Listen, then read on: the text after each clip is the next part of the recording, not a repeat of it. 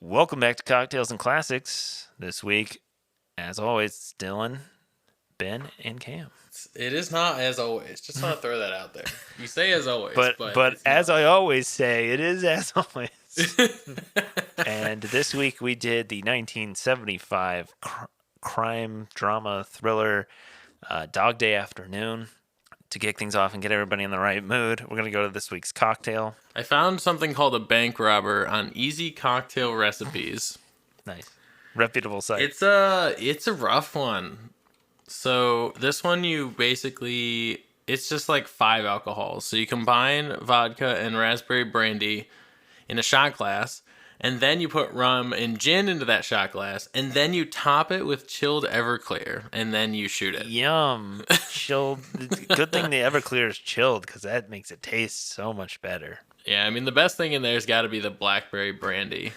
Hey, I know you're drinking straight ethanol, but at least it's cold. The website says, warning, you have to have guts to try this. Robbing a bank or that cocktail? Yes. Probably both. More so to do the cocktail, but... If you're ballsy enough to try it, robbing the bank or the cocktail, let us know at Cocktails and Classics Pod on Instagram. If you do rob a bank and get on like live TV with the anchor dude and you're like calling him and saying stuff, why don't you just give us a shout out? That would be kind of cool. I mean, however, make it clear that we doing this. It's because of Cocktails and Classics. Yeah, make it clear that we did not. We are not accessories to your bank or robbery. Force you or coerce you into doing it. But if you just want to say, on an unrelated note, listen to this podcast, I think they're really neat. That would be appreciated. But hopefully you're like a cool person. I mean, Sonny wasn't the coolest, but like, you know, he was kind of like the people's champ. So if you're like that kind of guy, shout us out. But if you're like a really shitty human, and if you're the Dwayne Johnson of bank robbers, the people's champ, the Rock for the millions and millions. You can shout us out, but if you're like a shitty person, please don't. If you're like a Sal, don't shout us out. I don't think Sal's shouting anybody out. Sal was ready to kill some motherfuckers in that bank. He was ready to murder or be murdered. I don't know. I was a little. He said he was. He literally was like, "Was that true what you said about the bodies? If so, I'm ready to go." He also straight up was like, "Hey, remember the pact? You told me we were going to kill ourselves. If we're not getting away clean, we're killing ourselves." And so he's just like, "Oh, okay." So he's like, yeah, I mean, I kind of was talking out of my ass there. I thought for sure we'd just get away clean, so I didn't really care about the other part."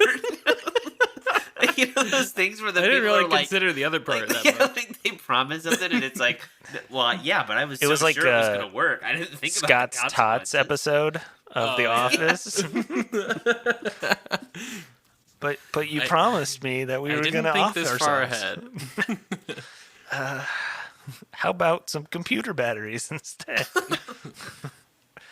So anyway, if you're like Sonny, give us a shout out, I guess. But check out the show notes below for the recipe for this bank robber, and hit up the Drizzly. It's going to be Drizzly links right now. I don't know what's up with Caskers. Everything says sold out when I go on there all the time. So I've been dropping links because I don't want to like people to be going and not buying anything. But maybe they'll be back by the time. But hit up the Drizzly and Casker links and get yourself 5 different alcohols and just, you know, get a little schwasty. Maybe try it out with your friends if you're going to have a little party. You know, lake weekend with the boys. That's what beer's for, though. Yeah, but could you imagine drinking cold Everclear like a G? No. You'd be blackout face down in the lake. I've never actually had Everclear, and I don't know if I ever will. It's not really on my bucket list. I don't know if I have had it. Didn't Zach have it at like his like engagement party or whatever? He may have. I can't remember if that was Everclear or just like 151. I don't remember. Nice. a true relic of the past. I don't remember. 151, that is, not the Everclear. Yeah. Everclear should be a relic of the past.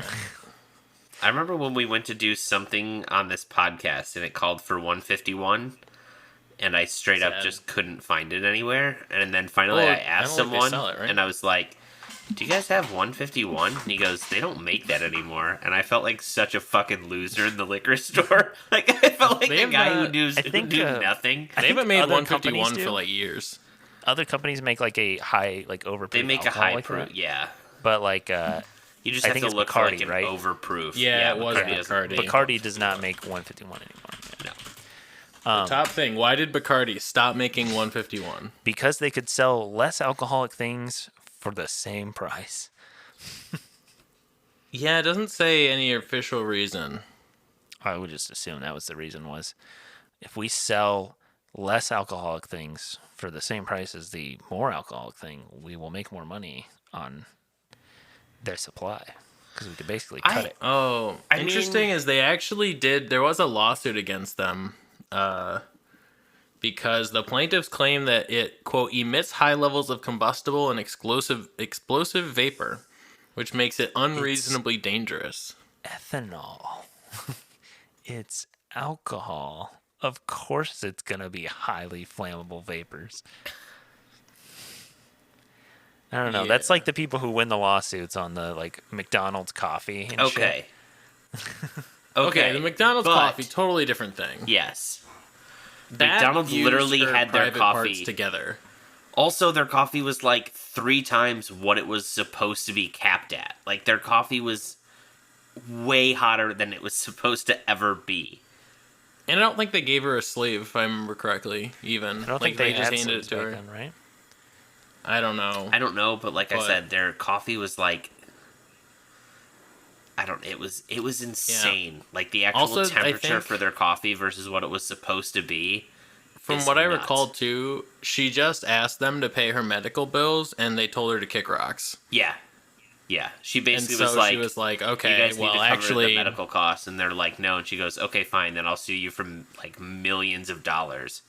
Yeah. Dylan fell victim to the classic McDonald's campaign scheme. Dylan out here simping for McDonald's, out here Shilling fucking for shilling for the McDonald's. corporations. Wow. Really not a Fell for people's the champ. propaganda. You guys not a all took the people's same champ. fucking college class where you learn about that stupid shit. I didn't take it from a college No. class. I just found it out on the internet I one did day, my and I was like, research. "Oh, that's shocking! I did not know that." I just decided not Because to be the a corporate McDonald's smear shill. campaign. Yeah, This is did you a guys read that podcast for the on people. QAnon.com, you fucking losers. Wow. Wow. I feel like they would be simping for McDonald's in that Yes, 100%. This week, we did Dog Day Afternoon, Attica! a 1975 biographical crime drama film based on the magazine article about a true bank robbery with similar events to this one. Currently sits at an 8 out of 10 on IMDb. Directed by Sidney Lumet, who also directed 12 Angry Men, Serpico, Before the Devil Knows.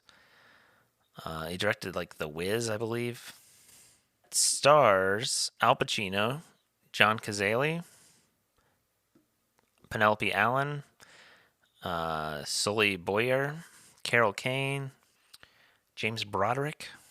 It's the story of 3 amateur bank robbers who plan to hold up a bank, a nice simple robbery, walk in, take the money, and run. Unfortunately, the supposedly uncomplicated heist suddenly becomes a bizarre nightmare as everything that could go wrong does. 3 bank robbers. Yes. All 3 of them. Yeah. One quickly runs away. Yeah, that guy bolts immediately. Folds One guy immediately goes, "This is a robbery," and goes, "I can't do this." And just, it's like, I need to leave. That was so awkward. I was like, what is this movie? Yeah, that's crazy. Dog Day Afternoon won 1 Oscar for Best Writing Original Screenplay. It was nominated for Best Picture, Best Actor in a Leading Role for Al Pacino, Best Actor in a Supporting Role for Chris Sarandon, Best Director, and then Best Film Editing. I hadn't seen this film. Had either of you? No. No. We've had this one for a long time, and I just never got around to watching it. And I slept on this movie for way too long. I realized by the end of it. Yeah. I had no idea what this movie was about until I started watching it. Like, I literally have never heard of this movie, maybe beyond the title. Well, they reference it in Mindhunter. Yeah, they In the reference very Oh, it in first the okay. episode of first Mindhunter, episode. Holden goes and watches it. I know I'd seen like references of it in other stuff of like the situation of like the bank robbers, but they get along with the hostages actually like they they get along with them and like they see them as they're bad, they're the bad guys, but they're not bad guys. Yeah, I know in Mindhunter, it's more about like why he's robbing the bank to like fund Leon's sex change, Yeah. and like what would like drive somebody to that. That was more what they were referencing in that show. Man, Al Pacino in this movie is so fucking good. He's way better in this movie than like any other role I've seen him in by like a wide margin. It's not even close. It's like Yeah. not even close. I'm not gonna lie, It makes me wonder where he was in all the other ones. there there have been times watching other like movies that Al Pacino's done where I'm just like, I don't get the hype. Yeah, Like sometimes yeah, it's like, oh, Al Pacino's one of the greatest actors, and it's like, I've seen him in a couple things, and there's some things I've seen where I'm just like, really? well, I think he just does. I think post a certain point, he's just done so much like shit Oh, I mean, as well. Like he was in Jack and Jill, like he was in Geely, the fucking Ben Affleck Jennifer Lopez film that was awful. Like for well, not for everyone, but I feel like he's done so many like he was in Heat, he was Scarface, like Godfather. Godfather. He was in this movie. Like he's done like so many like amazing movies. Scent of a Woman. Like there's all these like classic movies that he's been in that he like actually was good in, and then you get like Jack and Jill or like 88 Men, like these generic kind of Righteous Kill, like these generic kind of action movies that he got stuck in like the mid to late 2000s. That like I feel like it's like one of those actors where it's like, oh my god, he's in so much good shit, and then like he gets like this height. Like I feel like for me, Morgan Freeman is a little bit like that. Like Morgan Freeman has some really good stuff, and then it's like, oh, let's get Morgan Freeman because it's Morgan Freeman, and then it was kind of like, oh, okay. Hey, Bruce Almighty's sick. That was kind of the one I was referencing.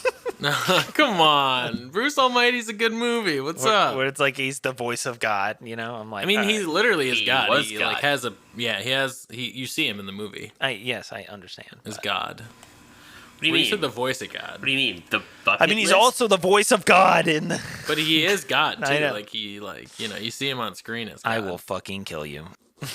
What if God was one of us? just a slob Morgan like Freeman one of on a us. bus. I mean, yeah, I don't know. I mean, maybe these guys just don't know how to handle their money, and they just are like, I'll do anything that will literally pay me at a certain point, like the Nick Cage effect. Yeah, I mean, I feel like you see a lot of things like that, especially, this sounds bad, but like a lot of the times it's like after like a bad divorce where it's like they lost a shit ton of money, and so their way to make up for it is by just taking any movie that will like pay them, and they'll pay them big money. And yeah, that's how you get actors that make just absolutely terrible movies.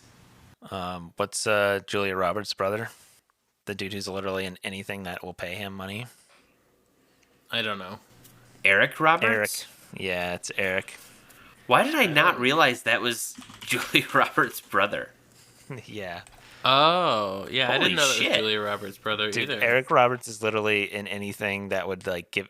Holy fuck! If you just go to his IMDb page, Okay. 696 credits, and just Oh I my can't even God. find one that has been released. Everyone on is okay. Here we go. Now am I Well- finally at the end of the page?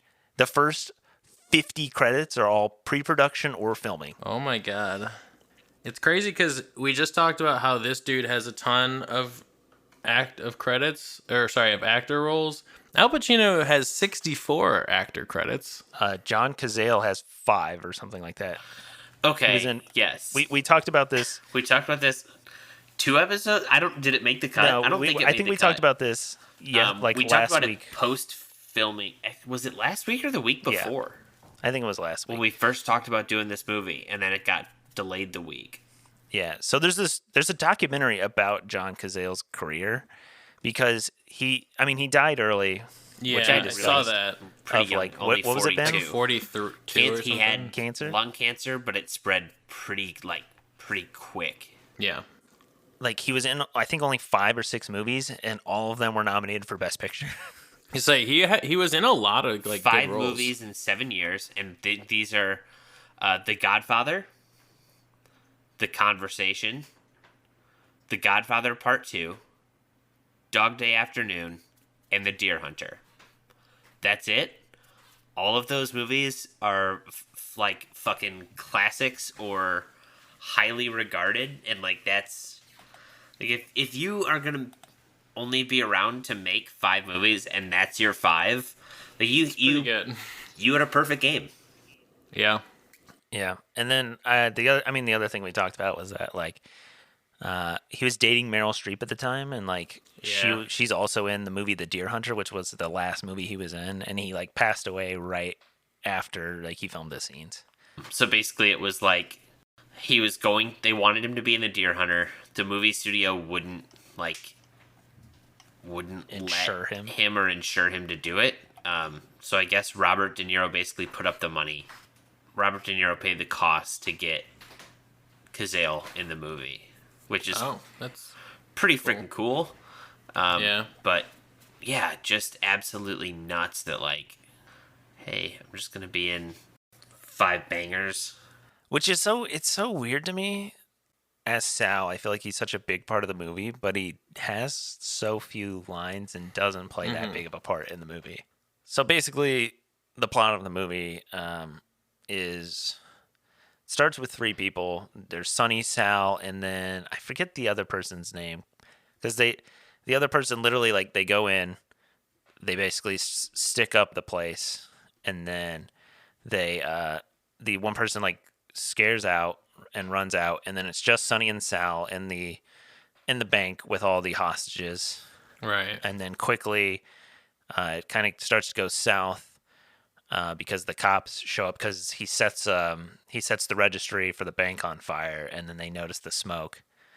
But then you find out that like they're doing it for the money, and then Sonny is doing it to get money to pay for his wife Leon's sex change operation because they go to therapy, and the therapist is like, "Oh, you're actually a woman," or like, "You would be more comfortable as a woman." Yeah.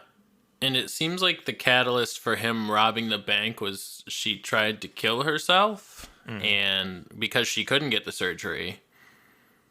And then it seems like that's when he started acting erratically around his other family, and then did this. Which is such it's a very interesting, and I think that's what makes the movie so good is like you almost kind of rooting for Sonny and Sal, but they're also not great people at the same time because like Sonny and Leon says like, "Oh, you like pointed your gun at me and you've said like go to sleep so you don't like you won't feel it and all that shit," and it's like all this fucked up stuff that he's also doing to like the people he loves, but then at the same time he's like he's nice, he's like he doesn't want to harm anyone in the bank, like he's like he just wants the money basically, and he wants it for like a somewhat altruistic reason because it doesn't seem like he wants it for really anything else. He just wants the amount to pay for this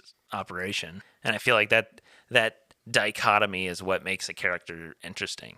It's like, oh, I want to like they're a bad guy because they're robbing a bank, they're doing something they shouldn't be doing, but at the same time they have like somewhat altruistic reasons. So you're like, oh yeah, no, they're kind of good, they're kind of like Robin Hood in a sense, but then it's like, oh shit, they're also kind of a shitty person. So like, I mean, they also do kind of go out of their way to like not kill people a lot. yeah, Yeah. Oh, they want a hostage. Let's send the security guard who's like having an asthma attack. Yeah. Right. Or then he tries to send out the guy who's like having manager. insulin problems. Yeah. And Well, he's even like, no, then, no, I like, don't want to leave. when the manager's like, he's like, hey, you're gonna help me move this. You're gonna help me barricade this thing. And he's like, talk to him, and he's like, you're insured, right? Yeah, I'm insured. You got a wife and kids? Yeah, I just want to make sure I go home to see him. Oh man, yeah, I want to get out of here without like anyone getting hurt. Like, I don't want any trouble. I just want to be like in and out. And like, it seems like he legitimately doesn't want to actually hurt any hostages as much as Sal's like, I'm ready to fucking Sal's ready to murder grip someone and rip now. He's ready to pull the trigger if needed. Sal is his own, I feel like, can of worms, because he's like, he doesn't say much. I mean, I think he he's just kind of purely in it seems for like the money. like a Like, yes just man for the sake almost. of doing, like, money, For you most- know? Yeah, I think they met in prison, right? because he said he went to prison I don't before. know that they say that Sonny 'cause was in prison. I know Sonny says something about being. I was a little confused. I about know that Sonny part. says something about being in Nam, and I wasn't sure if like maybe they were like war buddies. I kept trying to figure out during the movie if that was like explained where they met, but I don't think it's ever really explicitly explained. I know. Sal at least says, "I'm not going back to that prison." Yeah, it's clear Sal has been to jail. I wasn't quite sure about I don't know. Sonny, though. Sal seems like he might be like uneducated. About what? Well, there's like, whoa, do you want any country you want to go to? Oh, Oh, Wyoming. yeah. Or the thing he like fixates on when they're like talking about on the TV. They're like, oh, like it's two homosexuals. I think he's just homophobic. Tell them, which is such an interesting. Like the person you're robbing the bank with and you're friends with is like gay. At the time, maybe. Like, yeah, that, I mean, maybe Sal didn't know what he was doing it for. I guess I don't know. yeah, I mean, it's possible he didn't know. Although he didn't seem like he was terribly surprised by that revelation either. Like, he was like, hey, there's only one of us in here. There aren't two. Make sure they know. I think he's just being homophobic, which is obviously something that was very prevalent then, you know? Like, they kind of, like, made fun of him when they found out about that. Yeah, they kind of lean into it too, like on the television. Like they're like, and we're getting a bunch of calls in that say it's like the spawn of Satan or some shit, and Yeah. or like that Sonny doesn't represent the gay community, and like I will say for a movie in this 1975 that has this content, I think they did it very well. Like, I feel like... yeah. What? I said yeah. Yeah, I yeah. I think it still stands up today as far as like that sort of content that they're talking about. Yeah, I mean, I just think I was just impressed how well it seemed like they handled it, and that I don't know, like, I was expecting it to be a little cringy, and it wasn't. Yeah, but I also think it's different when it's one, it's based on a true story. Two, that true story happened 3 Yeah. years before the movie came out. Like, it's kind of fucking insane. Like, I feel like nowadays it takes a while before there's like an adaptation of something that happens in real life like this. Like, I can't think of something that's been like, oh yeah, this thing happened, and then within 2 years the movie was in development, and by the third year it was released. I mean, they're already working on the fucking GameStop movies. Oh my god. When did that... I guess that was 5 years later. I was trying to find out when that, like, Flight 93 movie came out. I guess that was in 2006. When did 127 might Hours be. come out? I feel like that one was fairly. 2010? When did that shit happen? Let's see. 2003. Okay, so that was 7 years. You said it was what, 3 years? Yeah, the movie was released on September 20th of 1975. The Life magazine publication came out in September 22nd of 1972. But it doesn't say when the actual robbery took place. I'd imagine the robbery would have had to have taken place relatively close to the same time, though. There's no way that this... It is 1972 robbery. Okay. I mean, I was watching that movie and like looking at the research and thinking about the fact that like 3 years later they turned this around about this real life event that happened, and then it got me to thinking like, when did All the President's Men come out? What, 76? And when was Watergate? Yeah, that's another one where I feel like it happened pretty soon after the events. All the President's Men was 76. And the Watergate scandal was 72. So, like, that's when the actual scandal happened. I don't know how long their investigation in that lasted.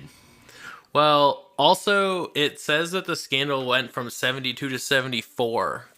So, like, 2 years after it ended, when Nixon resigned, is when the movie came out. It's pretty gnarly. Like, could you imagine? That would be, like, basically sometime, like, this November / next January, there being a movie coming out about like the quote, the election that was quote stolen, or the January 6th stuff. There being a movie about that already, just being like holy shit. Yeah, I wouldn't rule it out. It's just one of those things that's just nuts to me of how fast they. Yeah, but I feel like today they would not be able to do it as quick, just because I feel like they have to do so much more in terms of like clearing stuff. Mm-hmm. Also, I mean, one thing with, I don't know how it was with Nixon, but Lord knows with fucking Trump, you could not make a movie that has a reference to him without him just the way the political climate in the world, not the world, the United States climate is. You can't make that movie without there being a lot of fucking issues. Yeah. But I don't know how that was at the time of, without living through Watergate. I very much doubt that it was like, oh no, we believe everything Nixon says wholeheartedly, no matter what, and any proof that you have that shows me that I'm wrong is fake.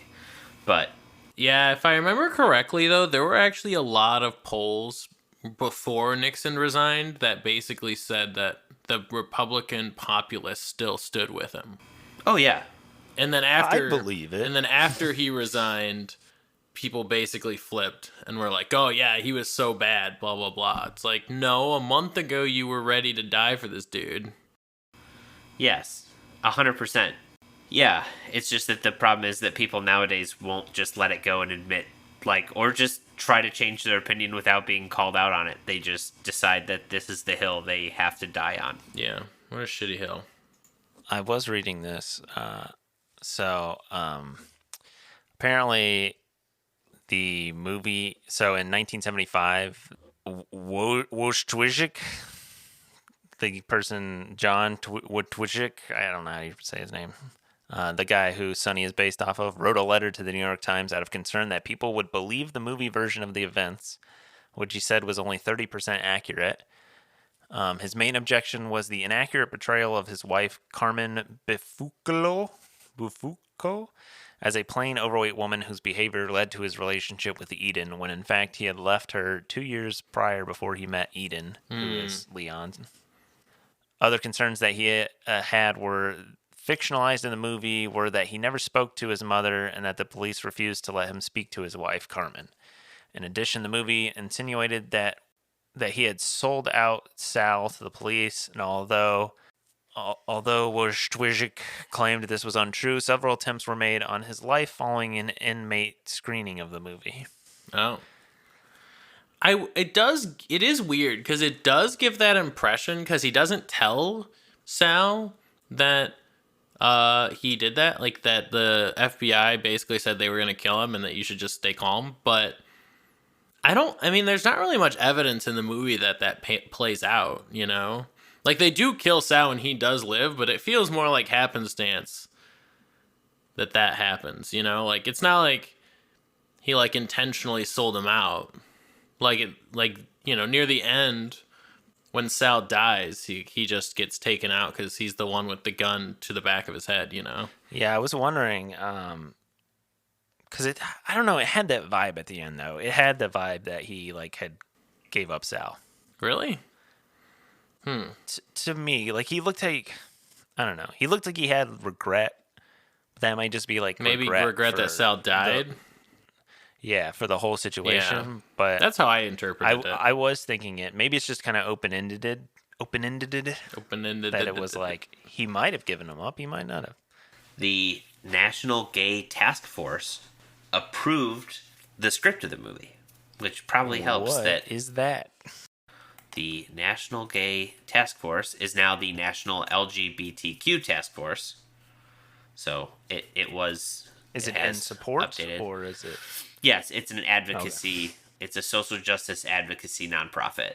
okay? Task force makes me feel like it's like like Yes, understandable. I completely get why you would think that. Anytime you hear the word something something task force, it sounds like it's Does sound anti. bad. usually against Yeah. Yeah, like Like we're drug setting up task this force? task force to stop. Yeah. yeah. But I mean, even the like the writer of the screenplay and that contacted a journalist who covered the scene for a gay publication, had like technical assistance through that. So it seems like the writers in that were pretty like forward from jump about getting the movie right and making sure it wasn't like some sort of like a attack or like attack, but like an affront to people in the LGBTQ. I appreciate how this movie starts and just goes right into the robbery. There's no setup, there's no like planning. Like, it was just like, all right, it's on. And then just keeps you on the edge of your seat for the next 2 hours. Yeah. Like, I feel like never in that movie was I like, oh man, I feel like I could breathe easy right now because it's okay. Yeah, it kind of always was like, what is going to happen next? Like, what are they doing? Like, and when you're like in a moment of peace, like there was there's a couple moments where he's just kind of like shooting the shit with his hostages, and then like the power goes out, or like something like that, or like Or he's shooting the shit with the guy and he sees the guys climbing up the window. yeah, right. Yeah. And so like there's parts, there are lulls, but they're quickly like, but I feel like they kind of condition you early on to like be like, what's going on next? Where are we going? I also like the fact that they did that in terms of everything taking place throughout the course of like the day, and just letting like, oh, the phone calls to the families or this or that kind of tell you the backstory of how we got here, versus like, oh, let's do a cutaway to a flashback, or let's start the movie, with wherever, and then we'll kind of jump to them on the bank robbery. I always prefer it when it's like, hey, we're gonna let like the dialogue between characters explain what's going on and how we got here, instead of just being like, oh, let's show you the viewer how we got here. It's like, nope, we're here, we're in the middle of a robbery, just let this play out. Yeah. I feel like it's hard, and I feel like I talk about this a lot. I feel like when a movie is really good, it's kind of hard to like sit there and like rave about it and like dissect it. I feel like when a movie's bad, Yeah. it's very easy to be like, this part sucked or this part sucked and like rag on it. But then like once you get to like a really good movie, it's like, I just love it. No I notes, appreciate yeah. like everything about it. No notes. Like I will everyone say, fucking I knocks feel it like out of the park. this movie is probably not like super rewatchable. Yeah. Like, I feel like it's one of those, like, it's okay, so let's spectrum this, at least for me. Like, I think of, like, a rewatchable movie. Animal House. Like, Top Gun. Top Gun, it's short, it's relatively fun, like, it's a fun movie, like, you don't really have to have, like, a huge attention to detail to enjoy it. And then on the other side of that spectrum is, I don't know, A Clockwork Orange, where I've seen it Ben's once. like Top Gun, and I short never, movie, 2 hours. Yeah, I would say mean- like 2001: A Space Odyssey is on the other end of like things I'm not itching to watch immediately. No, mine is a Clockwork Orange, where I never want to watch that movie ever again. Well, but that's for different reasons. That's because it's not. I don't know. Not enjoyable. It's a good movie. I just never need to watch it again. Yeah. This movie falls probably like to the Clockwork side of center for me. I think it's also hard because like I feel like some movies like I will never have the same experience I had watching this movie for the first time. Yeah. Oh, Hmm. If that's that true. makes sense. Yeah. No, Yeah. that's right.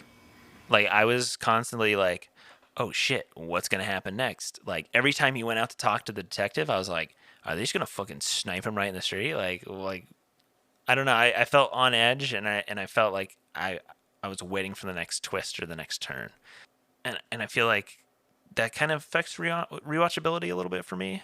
Like definitely, I do agree. Like I don't think I'll be rushing to watch this one again, Yeah. but I will see myself watching this at some point in my life again. I I thoroughly think enjoyed this. I'll be able to watch, like, I'll probably look to watch it again. I just think it's one of those, like, it needs more time than just like, yeah, I could watch this like twice within the same year and be like, yeah, okay. I feel like it's like, no, I probably need to give it like a year or so before I'm like, yeah, this was a good movie. Let's rewatch this. I think it's one of those ones too where you may not watch it for a year, you may not watch it for a couple years, but then you'll be like, oh, Dog Day Afternoon's back on Netflix or something or HBO. Yeah, Fuck yeah, let's watch that, dude. Like that movie was great. let's watch that before it leaves again. None of us had seen this, so we got a full Goob squad this week. You're gonna get 3 fresh ratings. Cam, kick us off. What did you think? A Dog Day Afternoon. Yeah. So I thought it was really good. I enjoyed it a lot. As we talked about before, it is, I think, Pacino's best acting role. It's also has John Cazale. I don't know how you pronounce that. It's like one of his like 6 movies, and he, even though he's not in it he doesn't have a lot of dialogue lines. He's also good in it. And the supporting cast, actually, I feel like pretty good. Like all the like hostages in the bank and anything, like all those people are solid. The plot was enjoyable. I didn't really know where it was going next until it ended.